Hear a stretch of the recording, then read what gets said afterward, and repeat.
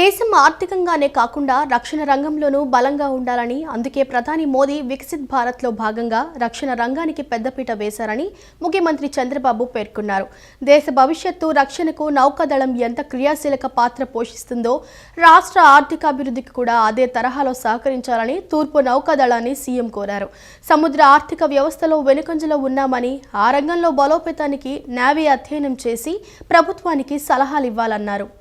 దేశం ఆర్థికంగానే కాకుండా రక్షణ రంగంలోనూ బలంగా ఉండాలని, అందుకే ప్రధాని మోదీ వికసిత్ భారత్లో భాగంగా రక్షణ రంగానికి పెద్దపీట వేశారని ముఖ్యమంత్రి చంద్రబాబు పేర్కొన్నారు.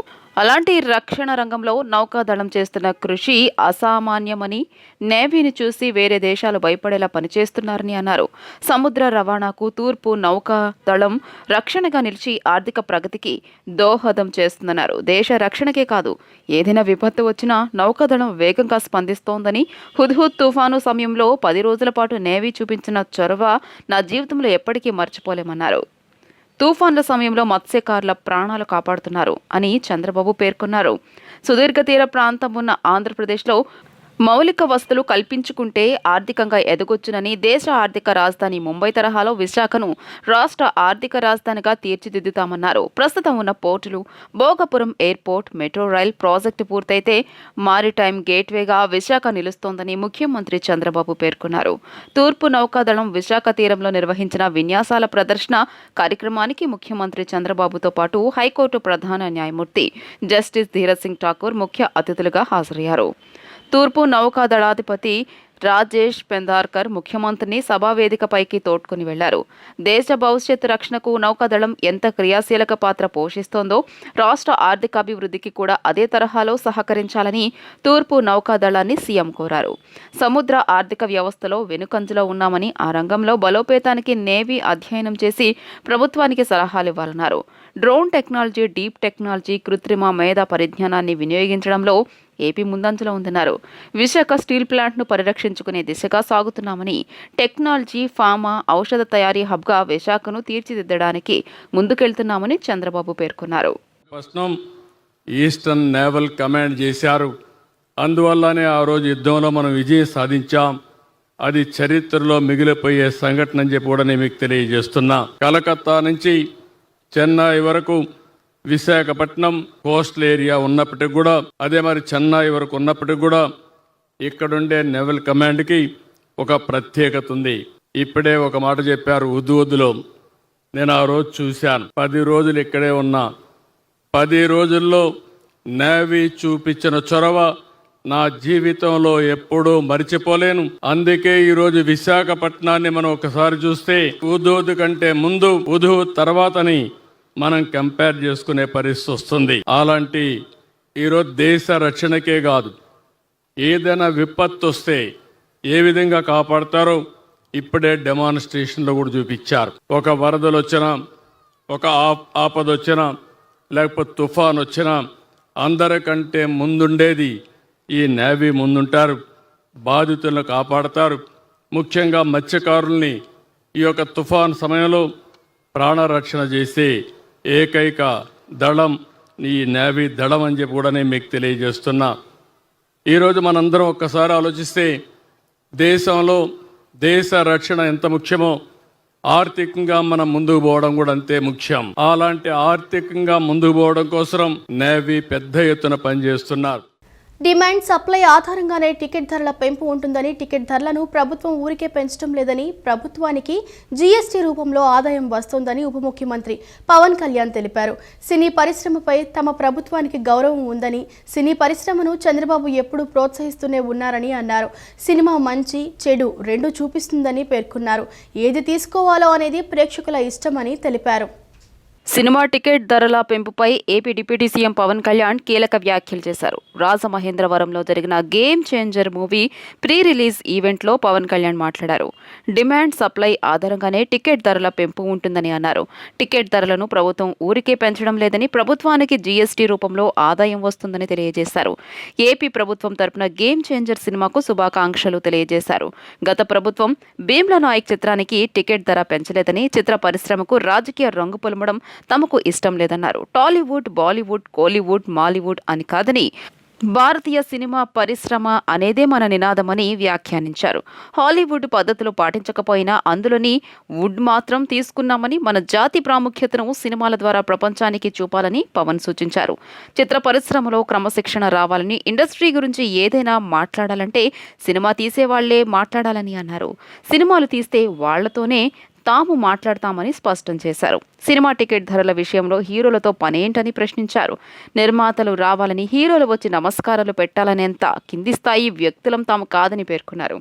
ప్రస్తుతం తామంతా ఎన్టీఆర్ వేసిన బాటలో నడుస్తున్నామని పవన్ కళ్యాణ్ తెలియజేశారు. సినీ పరిశ్రమపై తమ ప్రభుత్వానికి గౌరవం ఉందని, సినీ పరిశ్రమను చంద్రబాబు ఎప్పుడూ ప్రోత్సహిస్తూనే ఉన్నారని అన్నారు. అని చాలా మంది అడుగుతూ ఉంటారు, సినిమా రేట్లు ఎందుకు పెంచాలని అడుగుతారు. ఈ రోజున సినిమా రేట్లు పెంచాలి అంటే it's a purely demand and supply. నాకు శంకర్ గారి సినిమా నేనే బ్లాక్ లో కొనుక్కొని చూశాను చెన్నైలో. అది నా సరదా, నాకు ఇచ్చిన డబ్బులు నేను కొనుక్కొని చూశాను. ఇప్పుడు ఆ బ్లాక్ లో వెళ్ళే డబ్బు ఎవరికి వెళ్ళిపోదు. అలా కాకుండా టికెట్ రేట్లు డిమాండ్ అండ్ సప్లై మీద ఉంటుంది. అలాంటి డబ్బులు పెరిగితే మీరు ఇష్టపడి మీ హీరోకో ఏదో ఇష్టమైన సినిమాకో మొదటి రోజే చూడాలనుకుంటారు. That's a demand. అందుకని ఎందుకు ఇంతంటే బడ్జెట్స్ పెరిగిపోయినాయి. తెలుగు సినిమా మొత్తం ప్రపంచ పరంగా వెళ్తా ఉన్నాయి. దీనికి డబ్బులు కావాలి అంటే పెట్టుబడులు కావాలి. మార్కెట్స్ పెరిగినాయి. అలాగే పెరిగిన ప్రతి రూపాయికి 18% జిఎస్టీ కడతాం. ప్రభుత్వానికి ట్యాక్స్ వస్తుంది. పెరిగిన ప్రతి రేటుకి ట్యాక్స్ వస్తుంది. ఇదేదో ఉట్టినా ఇవ్వట్లేదు ప్రభుత్వం. ప్రతి ఒక్కరికి ఏముంటుంది అంటే దీని ఒక ఫాల్స్ నెరేటివ్ ఉంది బయట. నా సినిమాకి టికెట్ రేట్లు పెంచకపోగా తగ్గించేశారు భీమ్లా నాయక్. ఇప్పుడు చాలా మంది హీరోస్ అందరూ కూడా వాళ్ళెవరు కూటమికి మద్దతు చెప్పలేదు, కానీ మేము ఎక్కడ వివక్ష చూపించాల. అందరూ బాగుండాలని కోరుకుంటాం. ఎందుకంటే చిత్ర పరిశ్రమకి మొన్న దిల్ రాజు గారు కూడా చెప్పారు, చిత్ర పరిశ్రమకి రాజకీయ రంగు పులమటానికి మాకు ఇష్టం లేదు. Though I belong to NDA, though I'm head of Janasena party, cinema should be treated as a separate entity. No politics should seep in to cinema. Milton Friedman అనే ఒక ఎకానమిస్ట్ ఒక చిన్నపాటి పెన్సిల్ని ఇలా చూపిస్తూ, ఈ పెన్సిల్ని తయారీకి ఈ కనిపించే టిప్పు ఈ మెటీరియల్, దీని లోపల ఉండే గ్రాఫైట్ ఈ మెటీరియల్, ఇవన్నీ ఒక్కొక్కటి చెప్పుకుంటూ దీనికి వెనక పెన్సిల్ కూడా రబ్బరు, ఇది ఎక్కడి నుంచి వస్తుంది ఇలా చెప్పుకుంటూ వెళ్తా. ఇది ఒక్క ప్రాంతం నుంచి రాలా, అనేక దేశాల నుంచి. గ్రాఫైట్ ఏమో ఎక్కడ వేరే కంట్రీస్ నుంచి. ఈ పెన్సిల్కి పెట్టిన మన బ్రాంజ్ రిబ్బన్ను అదేమో వేరే చైనా నుంచో లేదంటే ఏషియా నుంచి. ఈ చేసిన వాళ్ళందరూ ఒక మతం కాదు, ఒక కులం కాదు, ఒక దేశం కాదు. ఒక చిన్నపాటి పెన్సిల్కే రకరకాల వ్యక్తులు, రకరకాల దేశాలు కలిసి రావాలి. తల్లికి దండం పెట్టని జగన్ తల్లికి వందనం పథకం గురించి మాట్లాడటం విడ్డూరమని ఆర్థిక శాఖ మంత్రి పయ్యావుల కేశవ్ ఎద్దేవా చేశారు. పోలవరం కోసం చేసిన దానిలో 5% జగన్ చేశారా అని ప్రశ్నించారు. పోలవరం ముంపు గ్రామాలు వరద ముంపునకు గురైనప్పుడు నిర్వాసితుల బాధలు సీఎం చంద్రబాబు కళ్లారా చూశారని గుర్తు చేశారు. తల్లికి దండం పెట్టని జగన్ తల్లికి వందనం పథకం గురించి మాట్లాడడం విడ్డూరమని ఆర్థిక శాఖ మంత్రి పయ్యావుల కేశవ్ ఎద్దేవా చేశారు. 9,000 మంది పోలవరం నిర్వాసితులకు దాదాపు 1,000 కోట్ల రూపాయలు ఆర్థిక ఇబ్బందులు ఉన్నా సీఎం సూచనలతో విడుదల చేశామని తెలియజేశారు. ఎన్నో ఇతర ప్రాధాన్యతలు పక్కన పెట్టి మరీ పోలవరం నిర్వాసితులకు పరిహారం చెల్లించామని తెలిపారు. వచ్చిన 5 నెలల్లోనే తాము పోలవరం కోసం చేసిన దానిలో 5% జగన్ చేశారా అని ప్రశ్నించారు. పోలవరం ముంపు గ్రామాలు వరద ముంపునకు గురైనప్పుడు నిర్వాసితుల బాధలు సీఎం చంద్రబాబు కళ్లారా చూశారని గుర్తు చేశారు. పోలవరం నిర్వాసితులకు అండగా ఉండాలని సీఎం చెప్పారని అన్నారు. బాధితులకు ఎప్పుడూ చంద్రబాబు అండగా ఉంటారని, ప్రతి పనిలో మానవీయ కోణం ఉండాలని సీఎం అంటారని తెలియజేశారు. పోలవరం అనేది ఒక జిల్లాకు సంబంధించిన ప్రాజెక్టు కాదు, రాష్ట్రంలోని ప్రతి రైతుకు ఇదో గొప్ప వరమని చెప్పారు. రాయలసీమ భూభాగంలో పట్టిసీమ తర్వాత గణనీయమైన మార్పులు వచ్చాయని గుర్తు చేశారు. రైతు కష్టాలు తీరుస్తూ ధాన్యం కొనుగోలు చేసిన 24 గంటల్లోనే నిధులు జమ చేస్తున్నామన్నారు. వైఎస్ఆర్సీపీ హయాంలో చేసినట్లు ధాన్యం కొనుగోలు కేంద్రాలను తాము మూసేయలేదని ఎద్దేవా చేశారు. పట్టిసీమ వల్ల రైతులకు పుష్కలంగా సాగునీరు అందుతోందని తెలియజేశారు.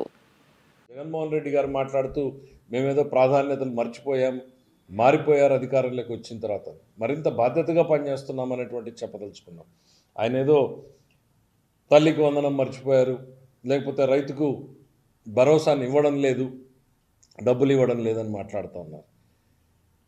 మేము చాలా స్పష్టంగా ఈ ప్రభుత్వం వచ్చిన వెంటనే నువ్వు చెప్పినట్టుగా 250 రూపాయలు 250 రూపాయలు సంవత్సరానికి పెంచకుండా ఒకేసారి పెంచి పెన్షన్ల 4,000 రూపాయలు వాళ్ళ చేతికి అందివ్వడం జరిగినటువంటిది జగన్మోహన్ రెడ్డి గారు గుర్తుంచుకుంటే మంచిది. మా గ్యాస్ సిలిండర్ల పథకాన్ని కూడా వెంటనే మేము ప్రారంభించడం జరిగింది. తల్లికి వందనం కూడా స్కూల్స్ ఓపెన్ చేయగానే ప్రారంభిస్తామని చెప్పడం జరిగింది. కేంద్రంతో పాటు రైతుల కార్యక్రమాన్ని అనుసంధానం చేసి రెండింటిని సింక్రనైజ్ చేసుకుని వాళ్ళతో పాటు రిలీజ్ చేయాలని డిసైడ్ చేయడం జరిగింది. ఒకవైపు సంక్షేమాన్ని టేకప్ చేస్తూ మరోవైపు అభివృద్ధిని కూడా పరుగులు పెట్టించే దిశగా ఉన్నాం. మీరేం చేశారు? 5 ఏళ్లలో పోలవరం ₹1 విడుదల చేశారా? 5% అయినా మీరు పోలవరంలో పనిచేశారా?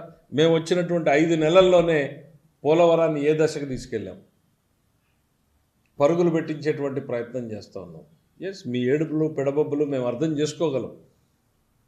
మీకు అధికారం లేదనేటువంటి ఒక దుగ్ధతో మీరు మాట్లాడేటువంటి మీ మాటల్ని కూడా మేము అర్థం చేసుకోగలం. కనీసం ప్రజలకు మంచి జరిగేటప్పుడు మౌనంగా ఉండండి. పోలవరం చేయడం తప్పంటారా? పోలవరం నిర్వాసితులకు 2017లోనే చంద్రబాబు 800 కోట్లు విడుదల చేశారని మంత్రి నిమ్మల రామానాయుడు చెప్పారు. గత ప్రభుత్వంలో పోలవరం నిర్వాసితులకు 10 లక్షల వరకు ఇస్తామని చెప్పి జగన్ మోసం చేశారని మండిపడ్డారు. తాజాగా తాము ఒకే రోజు నిర్వాసితులకు 815 కోట్లు చెల్లించామని నిమ్మల అన్నారు. పశ్చిమ గోదావరి జిల్లా పాలకొల్లు నియోజకవర్గంలో 6 గ్రామాల్లో 3 కోట్ల రూపాయలతో అభివృద్ధి పనులకు మంత్రి నిమ్మల రామానాయుడు శంకుస్థాపన చేశారు. ఈ సందర్భంగా నిమ్మల రామానాయుడు మాట్లాడుతూ జగన్ 5 ఏళ్ల అరాచక పాలనలో రాష్ట్రంలోని అన్ని రహదారులు విధ్వంసానికి గురయ్యాయని అన్నారు. వచ్చే సంక్రాంతి నాటికి గుంతలు లేని ఆంధ్రప్రదేశ్గా తీర్చిదిద్దాలన్నదే చంద్రబాబు పవన్ కళ్యాణ్ లక్ష్యమని నిమ్మల తెలియజేశారు. పోలవరం ప్రాజెక్టు నిర్వాసితులకు పరిహారంగా ఒకే రోజు 815 కోట్ల రూపాయలు చెల్లించిన ఘనత చంద్రబాబుదని తెలియజేశారు. సంక్రాంతి కానుకగా 10,000 మంది నిర్వాసితులకు నష్టపరిహారం జమ చేసిన కూటమి ప్రభుత్వమని నిమ్మల తెలియజేశారు. 2017లో చంద్రబాబు హయాంలోనే నిర్వాసితుల ఖాతాలో 800 కోట్ల రూపాయలు జమ కాగా మళ్లీ నేడు పెద్ద మొత్తంలో జమయ్యాయని తెలిపారు. పోలవరం నిర్వాసితులకు 10 లక్షల రూపాయల వరకు ఇస్తామని చెప్పి పైసా కూడా ఇవ్వకుండా జగన్ మోసం చేశారని నిమ్మల చెప్పారు. అధికారంలోకి రాగానే పోలవరం ప్రాజెక్టును సందర్శించి నిర్వాసితులకు న్యాయం చేస్తామని చెప్పి నేడు మాట నిలబెట్టుకున్న ముఖ్యమంత్రి చంద్రబాబు అని అన్నారు. అధికారంలోకి వచ్చినటువంటి 5-6 నెలల్లోనే అభివృద్ధి సంక్షేమ కార్యక్రమాలను పెద్ద ఎత్తున నిర్వహిస్తున్నామనే దానికి ఉదాహరణ కూడా తెల్లపూడి గ్రామమే. ఇప్పుడే చెప్తూ ఉన్నారు, ఏదైతే పెంచినటువంటి పింఛను మా గడప దగ్గర అందిస్తూ ఉన్నారు. మా పిల్లలకి డిఎస్సి నోటిఫికేషన్ ఇచ్చి ఉద్యోగాలు అందిస్తూ ఉన్నారు. మా ఇంటికి ఉచితంగా గ్యాస్ సిలిండరు అందజేస్తూ ఉన్నారు. ఇన్పుట్ సబ్సిడీగా హెక్టార్కి 25,000 రూపాయలు ఇస్తూ ఉన్నారు. పాలకొల్లు వెళ్తే 5 రూపాయలకే అన్నా క్యాంటీన్లో భోజనం పెడతా ఉన్నారు. అంతేకాదు ఈవేళ తెల్లపూడి గ్రామానికి కూడా పెద్ద ఎత్తున అభివృద్ధి. ఎందుకంటే ఇప్పుడే మనం చూస్తూ ఉన్నాం, ఏదైతే తెల్లపూడి నుంచి చిక్కాల గ్రామం 2014, 2019 5 సంవత్సరాల్లో ఆ రోజు మనం మరి ఆర్ఎన్బి రోడ్డు మనం వేసాం. మళ్ళీ 19-24లో 0. మళ్ళీ ఈరోజు మన ప్రభుత్వం వచ్చిన తర్వాత గత 5 సంవత్సరాల్లో వేసినటువంటి గుంతలు ఏవైతే ఉన్నాయో అవి కూడా పూడ్చలేనిటువంటి స్థితిలో ఈరోజు మళ్ళీ మనం 85 లక్షల రూపాయల అక్షరాలు ఇచ్చి మళ్ళీ మనం వేసినటువంటి ఆ రోజు ఆర్ఎన్బి రోడ్డు ఈరోజు మళ్ళీ మనం వేస్తున్నటువంటి పరిస్థితి. ఏపీలో దేవాలయాల అభివృద్ధికి ప్రాధాన్యత ఇవ్వడంతో పాటు ప్రత్యేక చర్యలు తీసుకుంటున్నట్లు రాష్ట్ర దేవాదాయ శాఖ మంత్రి ఆనం రామనారాయణ రెడ్డి తెలిపారు. దుర్గమ్మ దర్శనానికి వచ్చే భక్తులకు మెరుగైన సౌకర్యాలు అందించేందుకు అవసరమైన చర్యలు తీసుకోవాలని సంబంధిత అధికారులను ఆదేశించారు. భక్తులకు ఎటువంటి అసౌకర్యం కలగకుండా క్యూ లైన్లలో భక్తులకు ఇబ్బందులు తలెత్తకుండా తగిన జాగ్రత్తలు తీసుకోవాలని సూచించారు. ఏపీలో దేవాలయాల అభివృద్ధికి ప్రాధాన్యత ఇవ్వడంతో పాటు ప్రత్యేక చర్యలు తీసుకుంటున్నట్లు రాష్ట్ర దేవాదాయ శాఖ మంత్రి ఆనం రామనారాయణ రెడ్డి తెలియజేశారు. అన్ని దేవాలయాల్లో భక్తులకు మెరుగైన సౌకర్యాలు కల్పించేందుకు అవసరమైన మౌలిక సదుపాయాలు కల్పిస్తున్నట్లు చెప్పారు. విజయవాడలోని ఇంద్రకీలాద్రిపై ఉన్న శ్రీ దుర్గా మల్లేశ్వర స్వామివార్ల దేవస్థానంలో కొలువై ఉన్న కనకదుర్గమ్మ వారిని శనివారం ఆయన దర్శించుకున్నారు. ఆలయానికి వచ్చిన మంత్రి ఆనం రామనారాయణ రెడ్డికి ఆలయ ఇన్ఛార్జ్ ఈవో రామచంద్ర మోహన్ ఆలయ మర్యాదలతో స్వాగతం పలికి అమ్మవారి దర్శనం ఏర్పాట్లు చేశారు. కనకదుర్గమ్మకు ప్రత్యేక పూజలు నిర్వహించిన మంత్రికి వేద పండితులు వేద ఆశీర్వచనం చేయగా ఆలయ ఇన్ఛార్జ్ ఈవో రామచంద్ర మోహన్ అమ్మవారి చిత్రపటం ప్రసాదాలను అందజేశారు. అనంతరం ఆయన దేవస్థానం అధికారులతో ప్రత్యేకంగా సమావేశమై ఆలయ అభివృద్ధిపై చర్చించారు.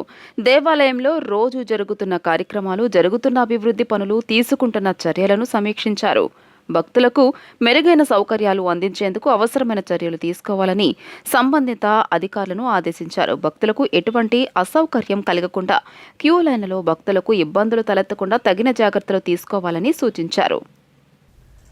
ఎవరు అంగీకరించినా అంగీకరించకపోయినా సినిమా రంగానికి సామాజిక బాధ్యత ఉందని పలువురు వక్తలు అన్నారు. 35వ విజయవాడ పుస్తక మహోత్సవంలో 3వ రోజు రామోజీరావు సాహిత్య వేదికపై నిర్వహించిన రెండో కార్యక్రమంలో ఎంఎస్కో పబ్లిషర్స్ వారి మన సినిమా ఫస్ట్ రీల్ పుస్తక ఆవిష్కరణ కార్యక్రమాన్ని నిర్వహించారు.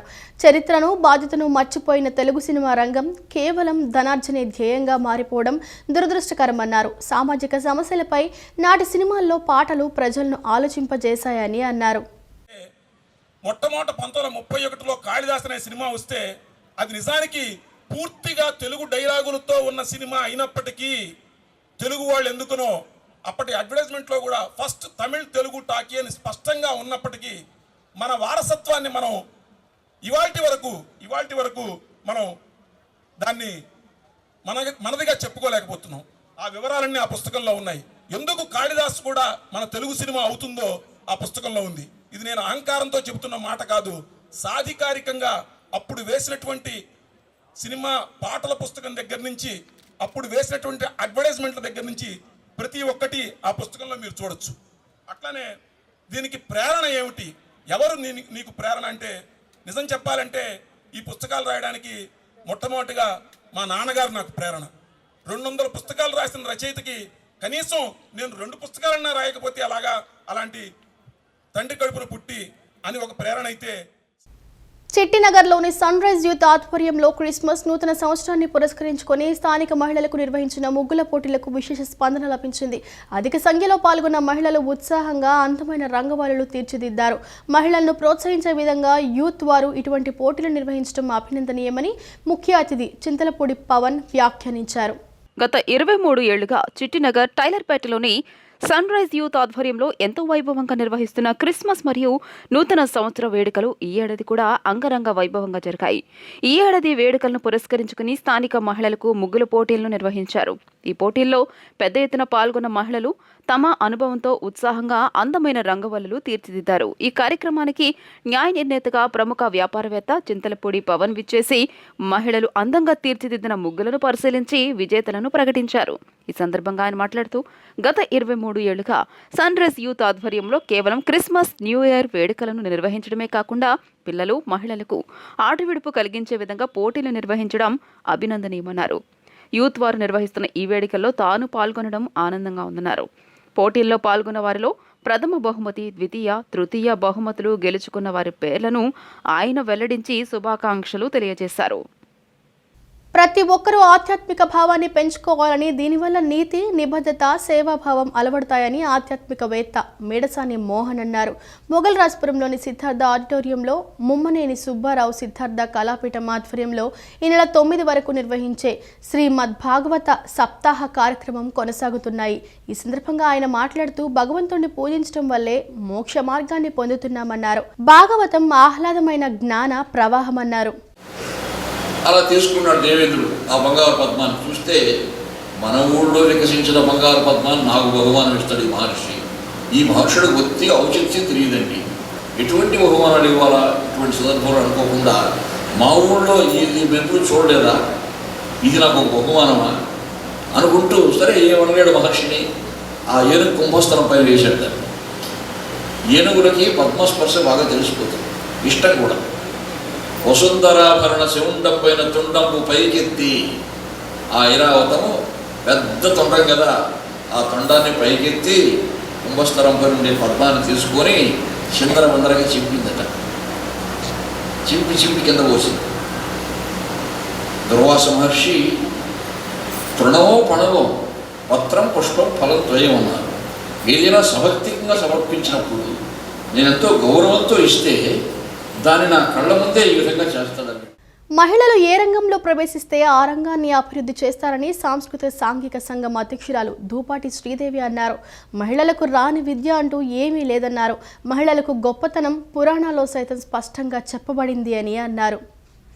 ఆంధ్రప్రదేశ్ సృజనాత్మక భాషా సాంస్కృతిక శాఖ శ్రీదేవి సాంస్కృతిక సాంఘిక సంఘం సంయుక్త నిర్వహణలో చేనేతకు చేయూత కార్యక్రమం నిర్వహించారు. ఈ కార్యక్రమాన్ని ప్రారంభించిన దూపాటి శ్రీదేవి మాట్లాడుతూ మహిళలు ఏ రంగంలో ప్రవేశించినా ఆ రంగాన్ని అభివృద్ధి చేశారని అనే విషయం చరిత్ర స్పష్టం చేస్తుందన్నారు. ప్రస్తుత పరిస్థితుల్లో మహిళలకు రాని విద్య అంటూ ఏమీ లేదన్నారు.